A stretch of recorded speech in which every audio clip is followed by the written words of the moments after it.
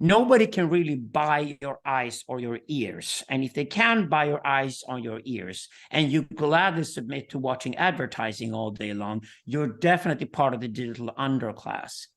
The digital upper class are now paying to never, ever see advertising ever again in their lives. They live lives completely directed by algorithms. They increasingly want these algorithms to be free and open and reflect themselves. They want the algorithms cleared from the corruption of money, which is the death of capitalism. They want the algorithms cleared from the manipulation of politics, which is the death of politics. They want their algorithms cleared from the conformation of academia and mass media, what Curtis Jarvis calls the cathedral. You don't want the cathedral to conform you.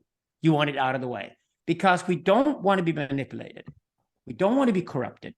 We don't want to be conformed. We are now increasingly going to fight for the free and open algorithm that, reflects the three of us here and our conversations, so we can have it freely and clearly, and want the algorithms to keep us informed every day about the world, so we can decide which restaurant we're going to go to, which car we're going to buy or rent, where we're going to go on holiday, who we're going to date, all those decisions we want to make. We increasingly want to do those through the algorithms. And when the algorithms take over the world, that's something entirely different than a financial market controlling us. Having the most money is no longer a prerequisite for being a member of a network. Rather, your money can only take you that far, basically as far as a Russian oligarch with his hookers can go, before we turn him off and say, you're boring, you're out of here, we don't want to hang out with you. And therefore, capitalism literally is dead.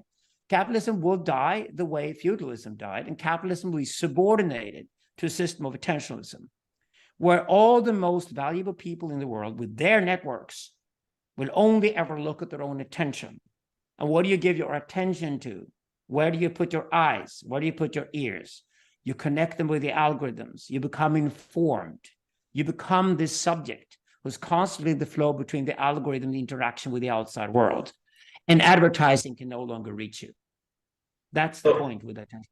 So should capitalism be regarded as the servant of a community and therefore be tamed by it when it fails to live up to prevailing standards of liberty, say equality, justice, tolerance, and decency? Those things are subordinated to attentionalism itself. So basically, for example, if you start a network and you want it to be successful, you constantly get feedback from the other network members. And as soon as they see you let somebody into the network who paid their way in, they'll be furious with you. Imagine you go, for example, to a nightclub. And by the way, the nightclubs of Nairobi are the best nightclubs in the world. We could just say, make that fair. This is one of the favorite things I do, is go to Nairobi to go to nightclubs. They're fantastic, right? What do you do with a great nightclub in Nairobi? Well, you can possibly get into the nightclub by paying your way in. But once you're inside the nightclub, it has a VIP lounge. Now, you can't pay your way into the VIP lounge, because if you come to a nightclub in Nairobi and a Russian oligarch and his hookers are in the VIP lounge, you clearly know they paid their way into the VIP lounge because they're boring to party with, and you leave the nightclub because the nightclub is fucked up. It's a bad nightclub. It's exactly the same inside a network. You might pay your way into the bottom half of a network. You cannot pay your way all the way up to the top of the network. Elon Musk will never answer your email just because you're wealthy. He will answer email because of an interesting character that he'd like to hang out with and network with that has a complementary network to his own. That is how a network society operates. That means that attentionalism is now the fundamental principle for power in the world, not capitalism.